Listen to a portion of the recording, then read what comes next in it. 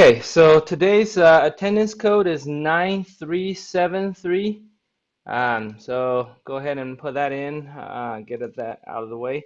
And also, so just looking ahead, okay, today we're finishing Unit 7, which then means your Test 2 will become well, we'll have covered all the content for test two. Your test two is next Monday through Wednesday.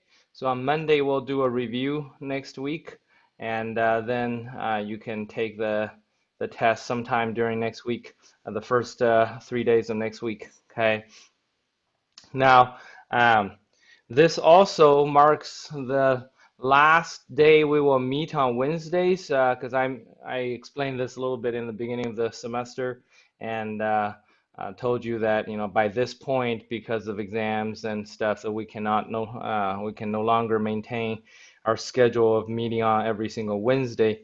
So for the last 3 units, we will be meeting on Monday, and um, so there will be this little switch in schedule.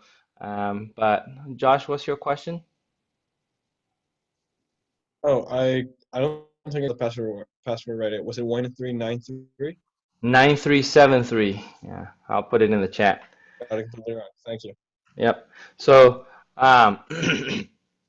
so the schedule in the initial course schedule I uploaded onto Canvas. My plan was to meet on Wednesday, and then you would work on the next unit on Wednesday. And then the other day it dawned on me, since you're just watching a video, we don't have to stick to our class schedule. So I'm gonna change all the due dates to Friday for your reading and concept check quiz. That way you'll have kind of more even time. We'll finish a unit on Monday, then you have till Friday to get ready for the next one, instead of, just have 2 days to get ready for the next unit and then wait 5 days before we meet again. So this way, hopefully, the workload will be distributed. If you want to finish in 2 days and get it out of the way by Wednesday, of course, you're welcome to. But if you are somehow a little bit busier than having the due dates on Friday, hopefully will give you a little bit of flexibility there. But we'll carry on with the same model. The only difference is now I expect you to finish watching the video, or at least finish reading the chapters, and take care of your concept check quiz by Friday, and then Monday is what we're doing today, and we're going to do that for the last 3 weeks. I looked at any possibility of switching that. I mean, keeping the Wednesday schedule, but that we just can't fit it in if we want to have a review before the final, and I'm hoping that you guys think the review is worth it. So that's why we'll have to switch. Okay, so it's just going to be a little adjustment, but I will update um, the course schedule and all the due dates on Canvas, and hopefully, since it's just a one-time change and we're sticking to meeting always on Monday, it won't be too hard for you to keep track of. Okay, and also I forgot to do that right after class last week, so I did open up your extra credit 1 today, and since your test is going to be next Wednesday, so I'm giving you till next Friday to finish this. You can go look at it. It's a series of short videos, 5 minutes each roughly, and you watch those and then answer some questions I have about your study habits, and then if you write a little report, like I mentioned last time, not a one sentence type of answers to my questions, but rather maybe paragraph each to those questions, and upload it by next Friday on Canvas. I'll give you one quiz worth of extra credit, or well, I should say I'll give you 1% of your total grade, which is the equivalent of one quiz worth of extra credit. Okay.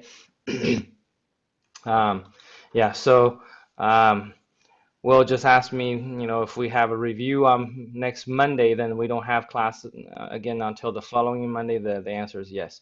So next Monday we'll have a review, and then I will give you guys till Friday. So you'll have tests sometime before Wednesday, and I'll give you guys till Friday before you do the concept check quiz for Unit 8.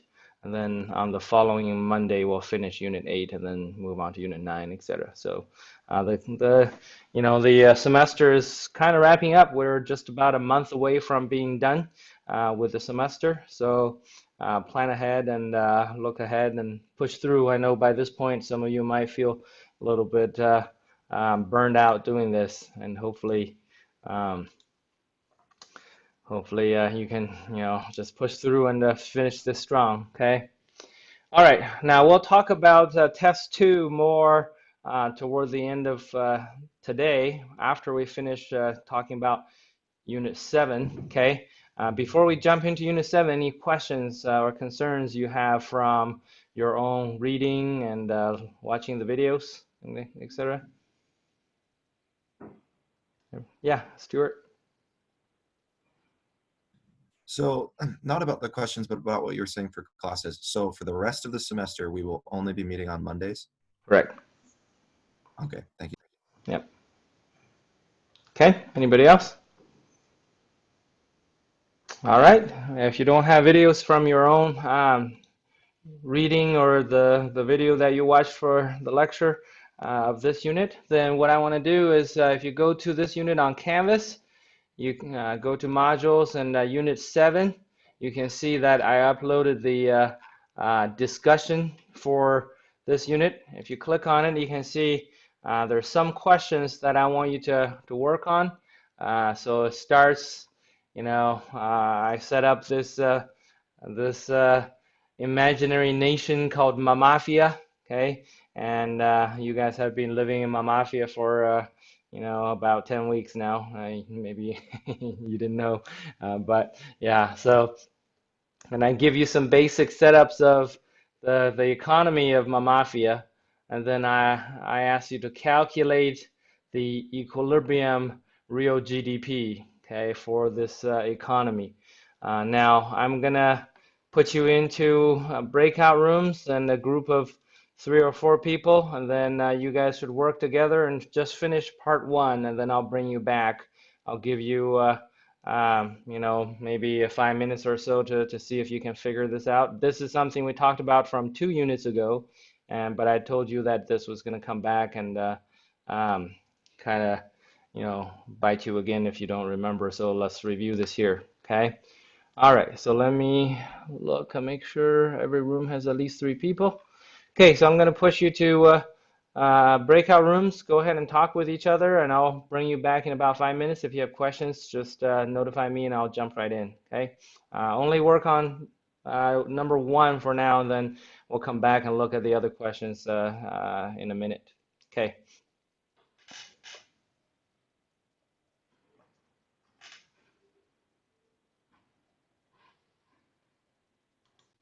Net taxes we talked about before is not part of your real GDP, so we do not include it in this equation, right? So, and because net taxes itself does not create any or does not induce any production to occur, so we don't include it in our GDP calculations, okay? So now you can see we got to figure out how disposable income fits into this. And disposable income, we said before, okay, this equals your real GDP minus net taxes. So that's where net taxes fits into this piece, okay? So you can then plug this in to YD there. So you get Y equals, okay, let's combine all the numbers. So 250 plus 700 plus 2000 plus negative 500 right here, right? So that is 2450. So 2450 plus 0.75 times YD, which is Y minus net taxes of 1200. Okay, everybody with me so far? Okay.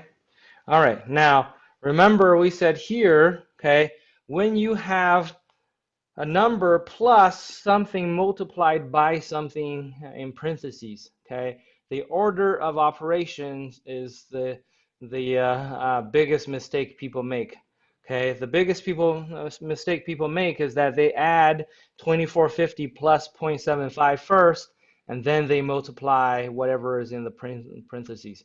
That's not correct, right? When you have an addition and a multiplication at the same time, you calculate the multiplication first, right? So this then equals 2450 plus, okay, 0.75 times y, then minus 0.75 times 1200. You multiply 0.75 to both pieces in your parentheses, then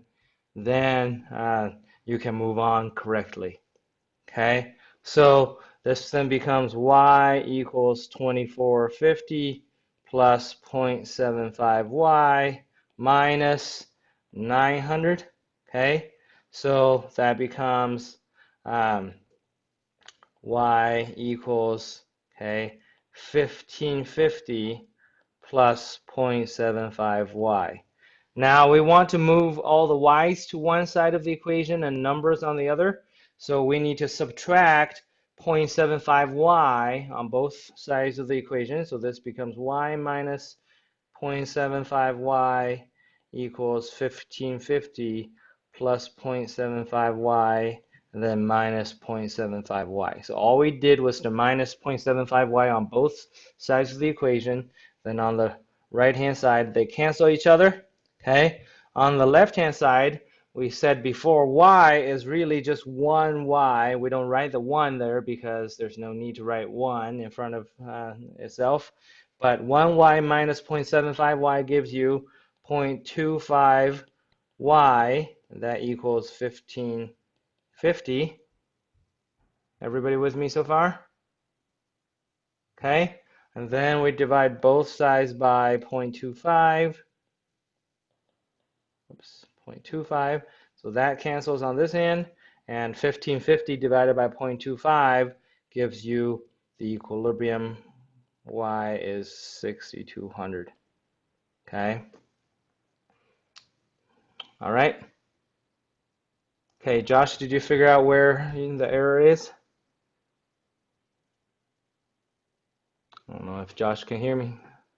But anyway, so any questions on how you work this one out? Okay. If not, then I want you to go back into your breakout rooms and work on number 2 and number 3. So those two together. Number 2 asks you if the dictator of mafia, Broma, right? It's kind of like you know, those one-word names, right?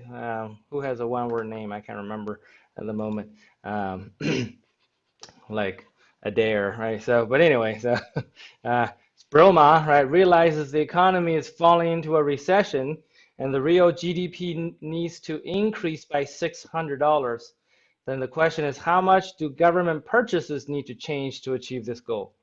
And number 3 says, well, if we want to achieve the same goal of increasing real GDP by $600 through tax adjustments, how much do net taxes need to change? Okay, so here, the adjustment in taxes is in the lump sum, not a tax rate. Okay, just so you know. All right, now I'm going to push you back to your breakout rooms, and I'll give you another, 5 to 7 minutes, and you can see if you can figure this out together. So talk with each other, work together, and figure this out. Okay.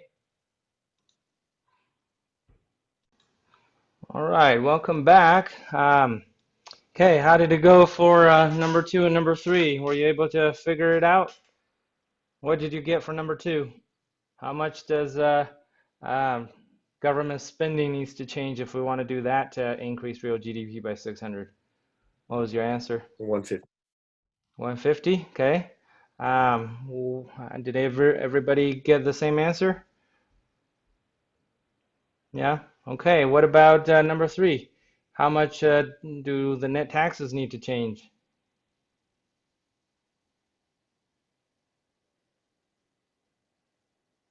Okay, They Josh. need to be decreased by $200. Okay. All right. So, okay, so it's a $200 decrease. Okay, can you guys still see the screen I'm sharing? Okay. All right. So let's walk through this so everybody is on the same page. Okay. So to calculate this, we use the formula that I've shared a few times, where we said the change in real GDP equals the initial change. So in number 2, the initial change is government spending times the spending multiplier, which is 1 over 1 minus MPC. Okay. So every piece of this formula you need to be able to remember for your test 2.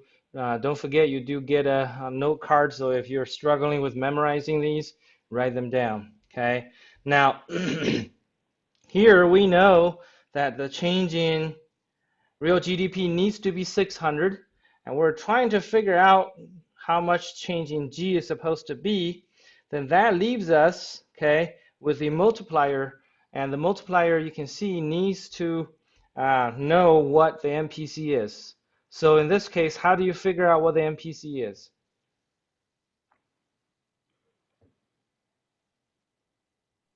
Look at your consumption At the function. disposable income formula. Consumption, yeah. Okay, consumption function, right? Because here we said, well, now here in the past I've said the MPC is the most important piece of information you're going to need for your test 2. Okay, without the MPC, many calculations cannot be done. So you need to know what it is. And let's just review really quick the 3 ways you can find your MPC.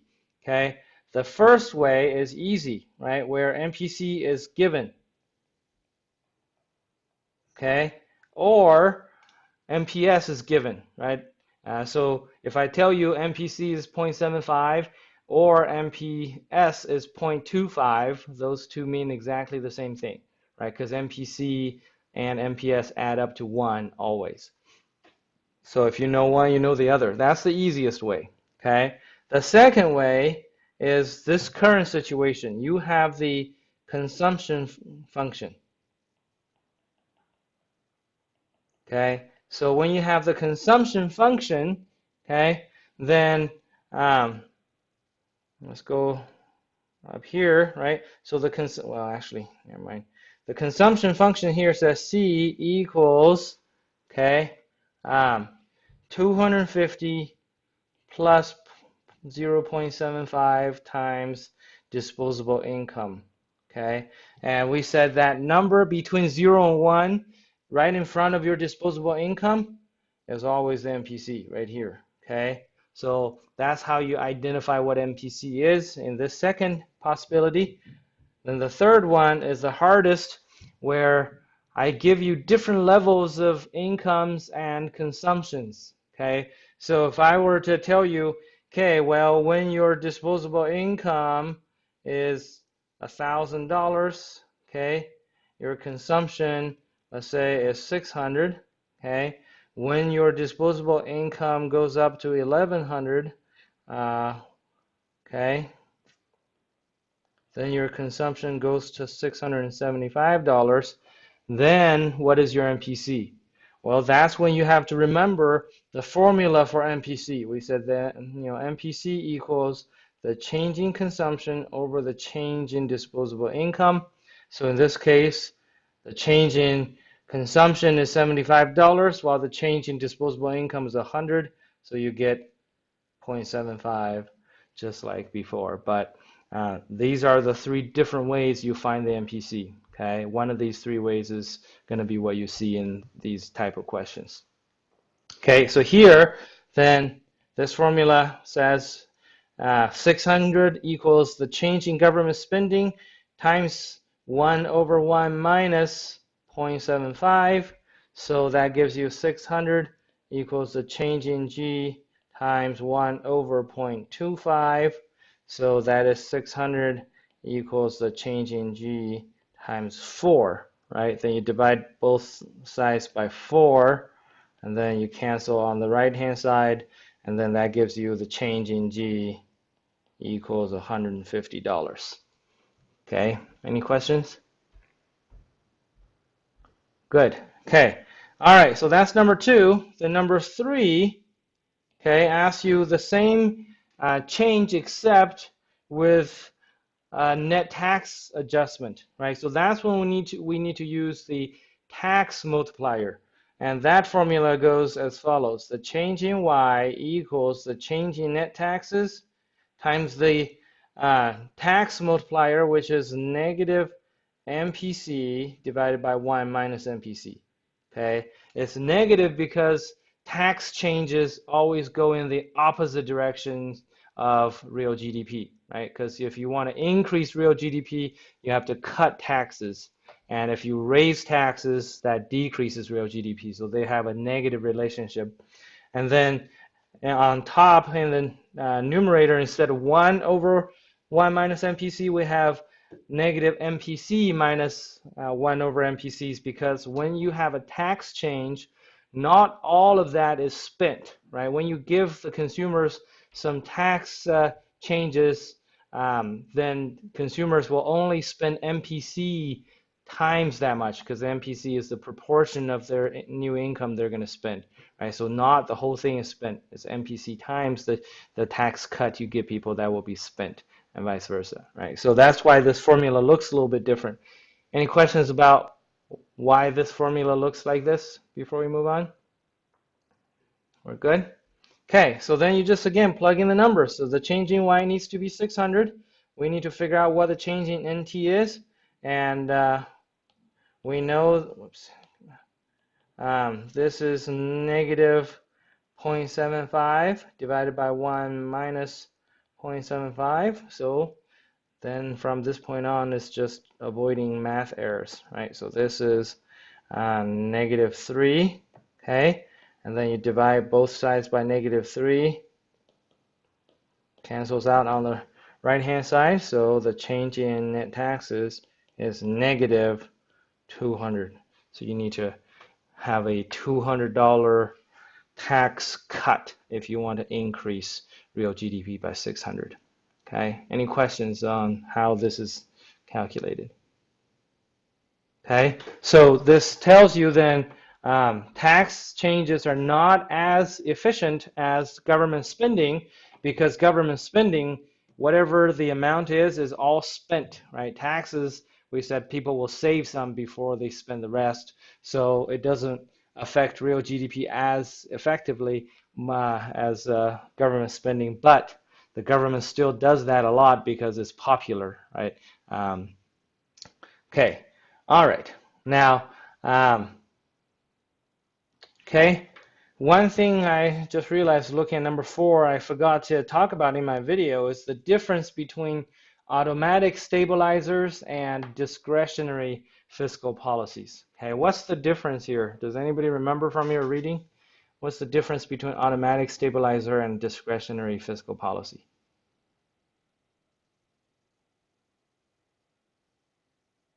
Yeah, okay, I think Josh raised his hand first, so yeah, go ahead, Josh. So automatic stabilizers are built into the economy and they're triggered automatically, while discretionary policy has to be passed by Congress and implemented.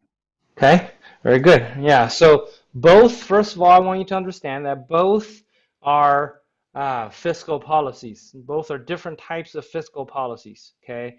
So they have that in common. Then the difference is automatic stabilizers are things that are already built in and will kick in automatically when economic situations change.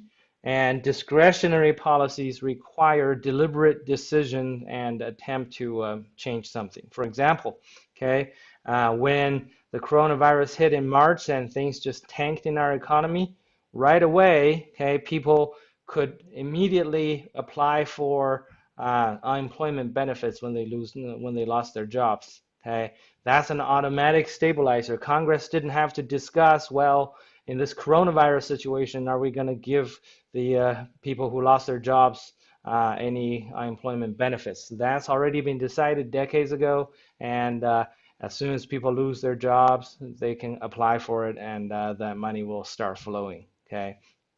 However, okay, the $1,200 tax cut that the government sent to everybody, okay, that one was a discretionary fiscal policy, right? That was not written in any law already and somehow automatically would kick in every time an economic downturn hit. This time we had to talk about it and make a decision in the, in the Congress and the House, and then the president had to sign it into a bill before that money could be distributed. So you have just recently witnessed both types of fiscal policies at work. Okay, does that make sense?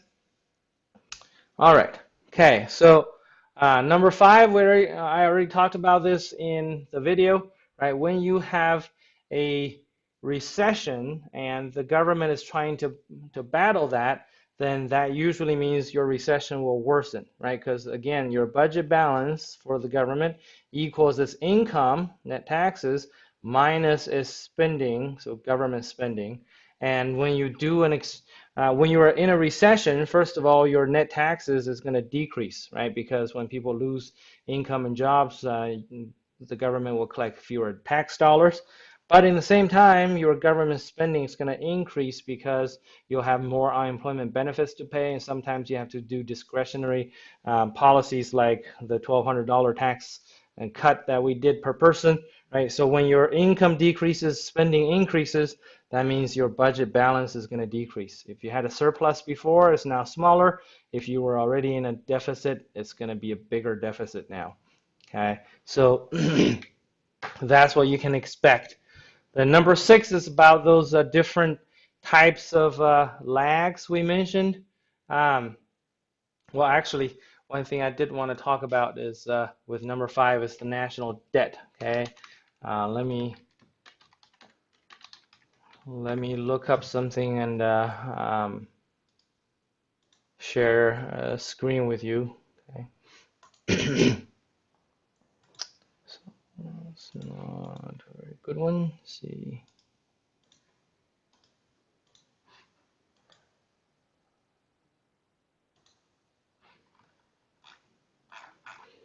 Okay, so all right, let's see which one would be better.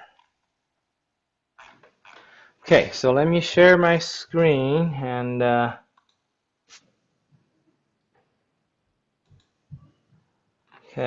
show you this national debt clock for the United States. Okay, can you guys see that?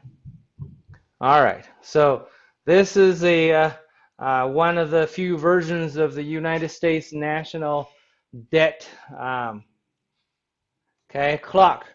You can see that we've accumulated over $26 trillion of national debt. Okay, and here's a different version, but gives you a similar change, right? Where you can see 26 trillion and some odd numbers, and that means for every single person in America, that's nearly $80,000 of debt if we were to pay it off together. Okay, so my youngest is 2.5, and just because she was born in America, and technically she already has, she's already $80,000 in debt, right? Now, let's talk about a few things related to government debt. Okay, so first of all, when it comes to this large of a number, not too many people have any concept what this number means, right? Because I think we can comprehend up to millions of dollars, but once we get into billions or trillions, it's just a large number, and we don't have any conceptual idea of how large these numbers are. So let me give you one way to view things to kind of comprehend this a little bit. Okay, so the analogy I like to use is, if let's say that you started a business on the day that Christ was born. Okay, so now let's say that you were a you're a very good, um, you know, you're very good at raising capital. So you raised $1 trillion in uh, in funds for your business. Okay, $1 trillion raised on the day Christ was born. Now, let's say that you're a terrible business manager. Okay, you're open 5 days a week, and every day you're open, you lose $1 million. That's how bad you are. Every single day, you lose $1 million. And if that's the case, by now it's 2020, you still have nearly 1,830 years to go before you lose all of your 1 trillion. Okay, so you raise 1 trillion on the day Christ was born, you lose $1 million every single business day. After 2020 years, you still have another 1,800 plus years to go before you lose it all. That's how much 1 trillion is. Now we've accumulated 26 trillion, okay, as our government debt. And so that's mind-boggling, right? And another scary thing is we didn't hit the first 10 trillion until the end of 2008. So it took us 232 years as a nation to accumulate 10 trillion. Okay, and now in the last 12 years, so it took less than 9 years to hit the next 10 trillion. Okay, so it took 232 years to hit the first 10 trillion and less than 10 years, just 9 more years to hit the second 10 trillion. And now in 3 years, less than 3 years, we've added another 6 trillion. Okay, so it's going a little bit crazy, right, Josh?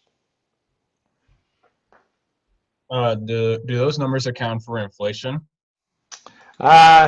Well, no. So these are the actual dollars that we owe, right? So So we don't make the payments according to inflation. We don't adjust the debt according to inflation. So this is the solid number, right? Because we don't right. owe. So the Yeah, fact that we yeah. Go ahead.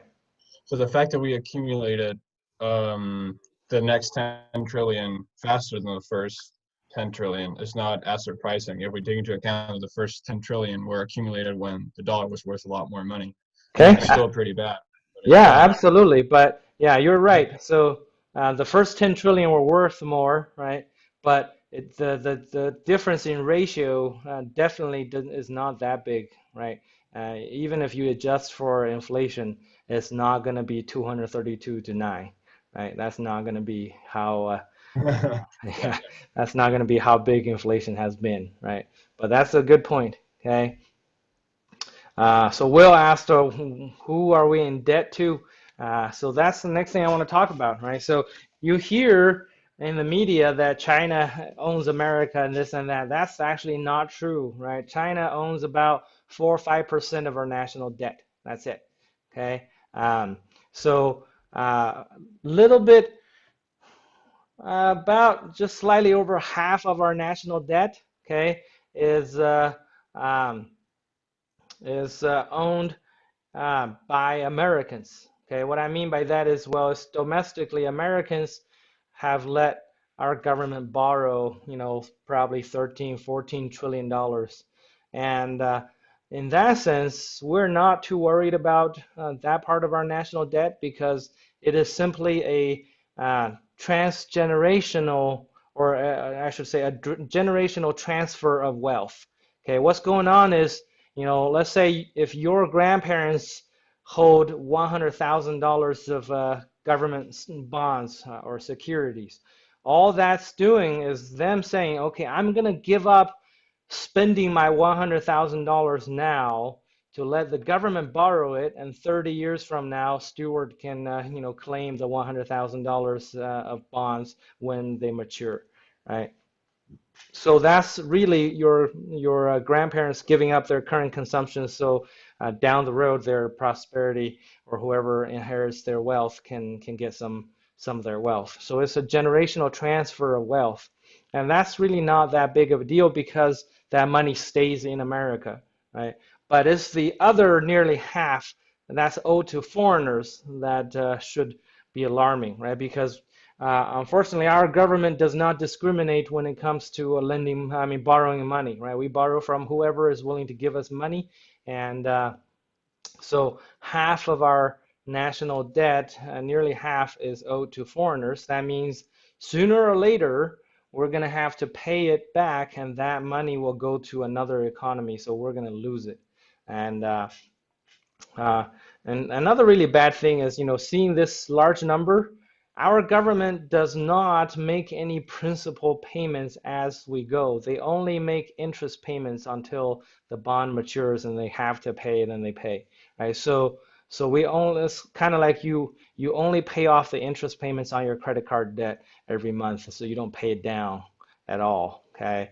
Now, even the interest payments alone now account for like 16% roughly of our government budget, okay? And now we keep borrowing more and more, so there are things in our government budget that cannot be cut, right? So for example, we've written into law that Social Security and Medicare cannot be cut. Those are things that have to be paid, and they have to be adjusted for inflation. Those are called COLA payments. COLA stands for cost of living adjusted payments, okay? So those things already eat up like 40 something, 50% of our government budget. And then on top of that, you have 16, 17% of interest payments and counting as we go. So that's why we have cut so many things in funding, right, in the federal government. And the biggest one, the one that's consistently cut in the last 40 years or so, is education, because the federal government is in charge of funding much of college level education throughout the nation, right? That's why you guys have Pell Grants and low interest student loans and et cetera. And that has been cut consistently over time. And so to me, that's alarming, right? Because education is what drives research and innovation, and allows us our economy to grow. Okay, so anyway, this is just something I wanted to show you and give you an idea of how bad this situation is, right? Because we said in the last just 3 years, less than 3 years, we've accumulated another $6 trillion. Right? Every year we add about a couple trillion, and then of course this year in particular we added $2 trillion already in the stimulus package. And if we need to stimulate the economy again, that's probably going to be another couple to several $1 trillion, and we could very well hit 30 trillion by next year. At this rate, right? So we go from 232 years for 10 trillion, 9 years for the next 10 trillion, then we could possibly hit the next 10 trillion in just 4 years. So that's a alarming trend. Okay. Brother Ma. All right. Any questions? Yeah. Go ahead. Yeah. So it was almost a little distracting, but I've noticed that the national debt was just increasing. Like it seemed to go up $1 million every 20 seconds. And yeah, what is that? Well, that's just an estimation, because our government continues to issue bonds every single day. They borrow more and more money every single day. Okay, so my earpiece is telling me it's about to die. Let me switch to the computer audio and see if that works. Can you guys still hear me? Okay. Yeah. Okay, good. So I'm gonna turn this off and charge. I didn't know it was that low. Okay, so yeah, our government continues to borrow money on a daily basis, and so that's why that number continues to increase, and it actually goes up every second by about 50 something thousand dollars. I think that's on average. Yeah, so you're right. Every 20 seconds or so, it goes up by $1 million, right? So yeah, that's how bad it is. Okay, any other observations or comments? Okay, you should be worried about this, right? Because like I said, sooner or later, these debts are going to be paid, and if your parents are not paying that, then you might get hit with it. Josh? So does that mean further budget cuts in the future for us? I mean, so less of Yeah, our tax so money would return to us? okay, so a couple possibilities, right? So one is you can expect probably some kind of cuts in government spending, and two is if our economy needs to continue to grow. Actually, we need to grow faster and faster to bring in higher income for the government to pay this off without raising the tax rate. If we cannot grow faster, then the tax rate might increase when a large lump sum of these securities mature at the same time, right? So our solution, unfortunately, this is where it's clearly illustrated how political incentives are totally different than economic incentives, right? So national debt itself, without being too excessive, is not too big of a concern as long as it's manageable. But when it gets too out of hand, where your interest payment is, a significant chunk of your budget every year, and you can't even pay it down, that's when you should start to be worried. Because when countries borrow too much, I should say, when the government borrows too much, it creates what's called crowding out. And this is something that your book talks about, and you need to understand.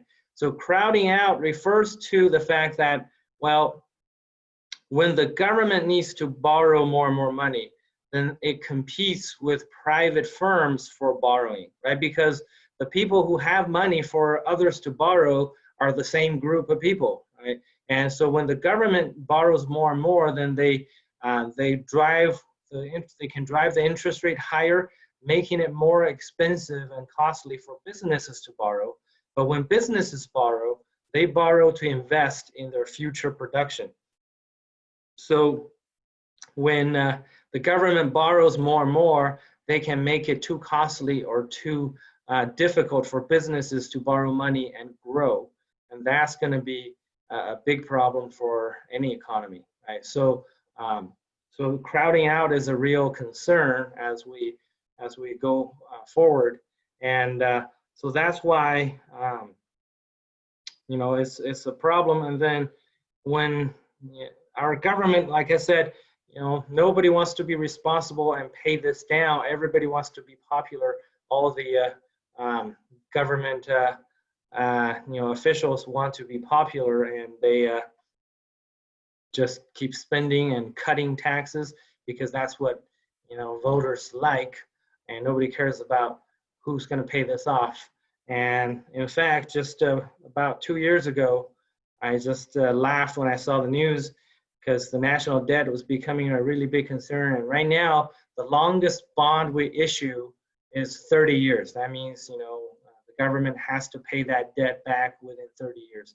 And so some Republican congressmen were proposing a bill to issue 100-year bonds, right? They say, hey, why don't we just issue these IOUs and we don't have to pay them back for 100 years, right? It's like, well, why don't you issue 10,000-year ones?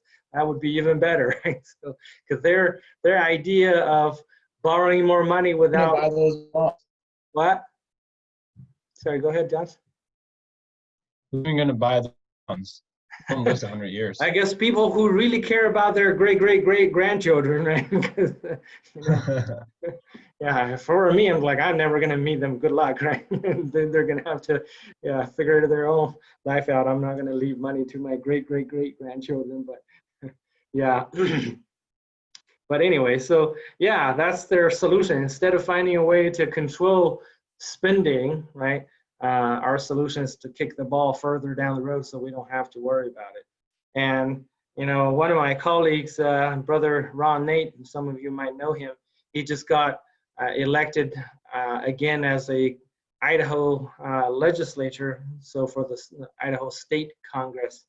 And he has served 2 terms before, and he shared with me, on multiple occasions of how even the little state of Idaho operates. Is extremely disappointing, right? Because he said he got in there and he realized we had a $700 million budget surplus in the state of Idaho.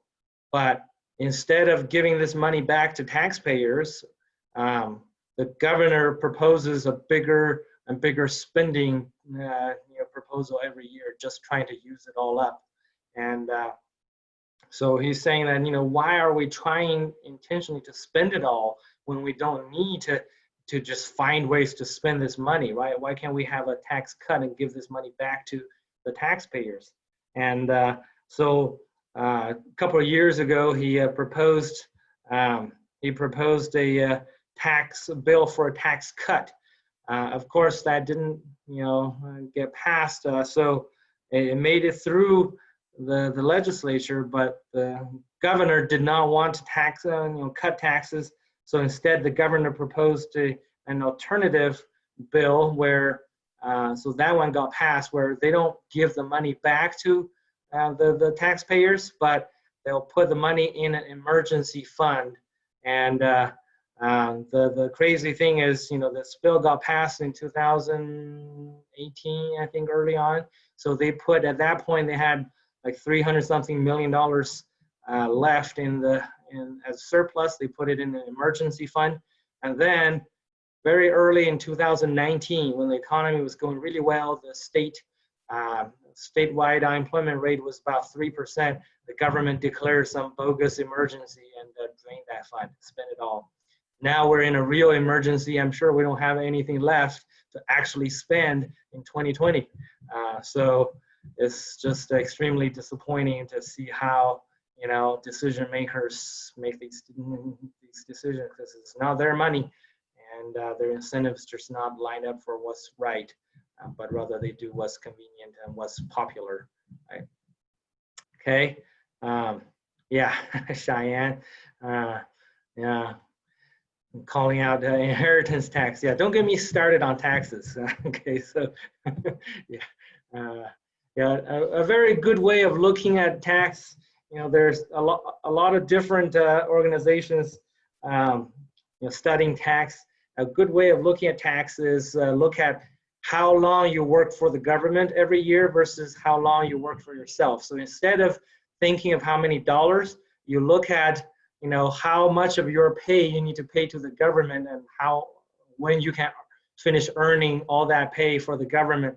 And interestingly, every year it varies a little bit by a few days, maybe up to a week or so, but it always lands about April 15th, so tax day, right? So every year for the first 3.5 months, you work for the government. That's after April 15th, that's when you start making money for yourself. Now, a lot of taxes are hidden in different ways, right? When the country was first founded, because remember, we fought the the British because we didn't like how they taxed us for no political rights, right? So, so the founding fathers were very careful with their tax structure. Their idea was we tax people once, okay? Whether it's when people earn money or when people spend money, we tax you once. And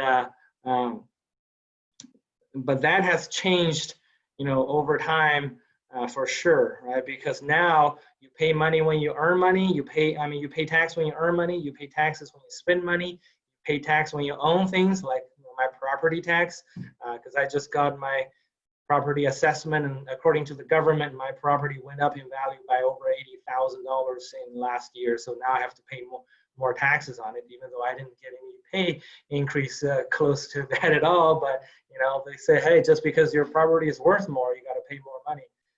But anyway, and then like when you die and leave your wealth to your children, and then the government will come in and say up to like 85% is taxed away if you have a lot of wealth left for your kids.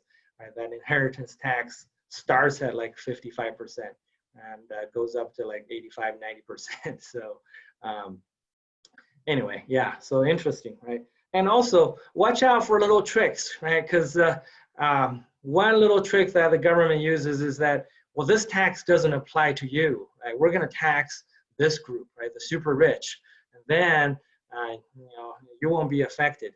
And and many times people fall for that, right? Let me give you one example, okay? Now, I don't know if you pay attention or not, but if you pay attention to your cell phone bill every month, okay, you'll see there's a federal tax on your cell phone bill, okay? Now, the origin of that tax might be a little bit interesting for you to know, okay? So that tax is a tax on long distance phone calls, okay? And it's a federal tax, and depends on how many long distance phone calls you make, then you get taxed for it. Now, that tax was started in 1850. Yeah, 1850, okay?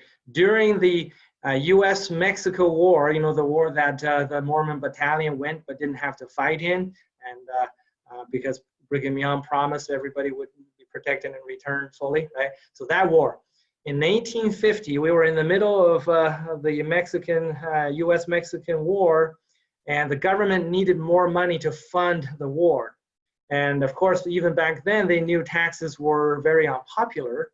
So they came up with this tax and said, hey guys, we're gonna tax long distance phone calls on telephones, okay? And back then, nobody had a telephone. Only the super rich in New York City and Chicago, these big cities, had phones. In fact, back then, a phone, those things that you mount on the wall and you have to crank and talk into one thing and hold the another piece to hear, those things back then cost about $5,000 a piece, right? So it was a lot of money. Converted to money now, it's like, you know, several hundred grand or $1 million to buy a phone. So only the super rich tycoons own phones. So the rest of us were like, yeah, sounds great. I don't know what a phone is, telephone is, so go ahead, tax them, right? Well, last I checked, that war ended a couple years ago, right? But somehow this tax never went away. So now you can be proudly, you can be proud in knowing that you're supporting the US-Mexican war efforts still, 170 years later, okay? Yeah, so you're contributing to that war, and I hope we will win one day, right? It's probably the longest war effort in history, right? So, but it started with, hey, don't worry, we're gonna tax them, not you. But as telephone became more and more common, and the government just conveniently forgot that this tax was there and it was supposed to be temporary, and we just kept taxing people. Right? Now they're never going to give it up. Okay. All right, but anyway, so like I said, I'm going to get off my soapbox now and stop talking about taxes. Okay. Any questions or comments? Okay. All right. If not, then let's check and see. Okay. So, all right. We talked about 6 in the video about the different lags that affects the effectiveness of your policies. Any questions about those lags? I think they're pretty straightforward. Right? Okay. Yeah. What is so Josh? Is NC North Carolina? Yeah. Okay, all right.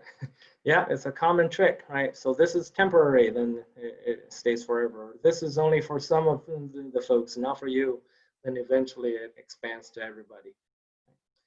All right, and then so number 7 really is the effect of being deeply in debt. We kind of talked about that as well, right? So we're too deeply in debt, that can cause crowding out, which will affect our economic growth, which will cause paying back taxes, paying taxes and paying the debt off even more difficult, and that's a dangerous path to be down.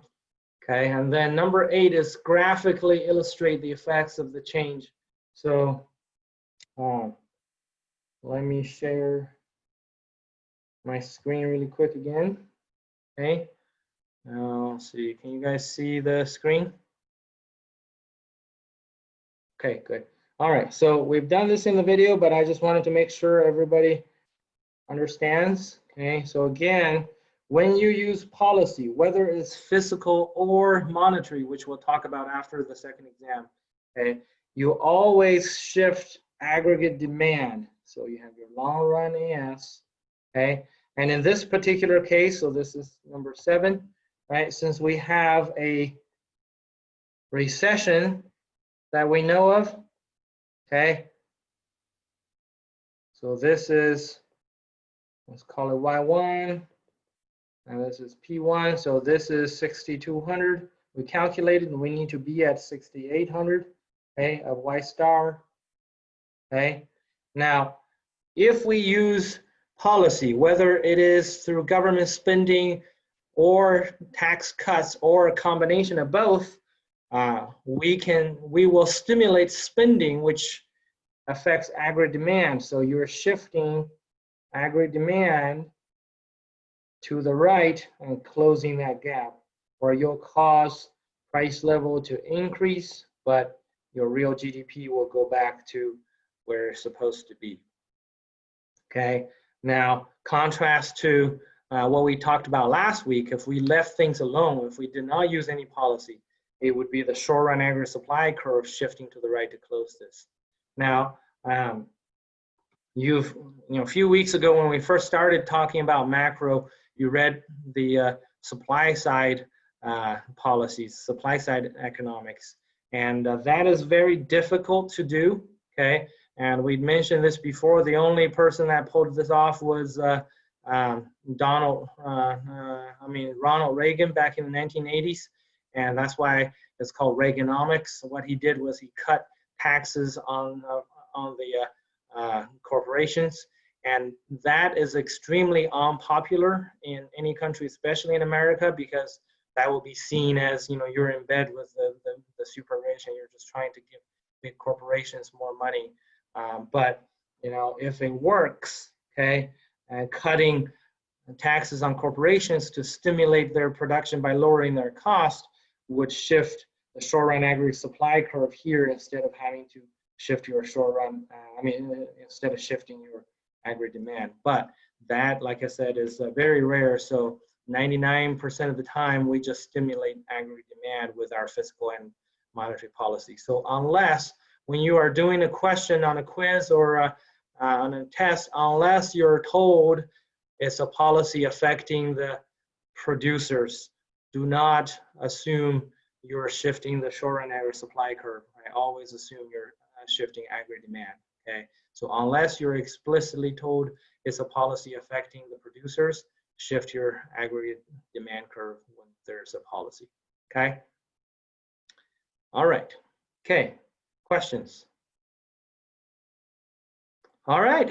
If not, then let's talk about test 2 really quick. Okay. So first of all, your quiz for this unit will be open in 10 minutes. Don't forget to do that before tomorrow night. Okay. And then start studying for your test 2. And there is that topic guide available on Canvas. And use that as a guide. Do not only study that. That should not be the only thing you study. Okay. And again, do not spend all your time just reading the book over and over again. That's not going to do anything.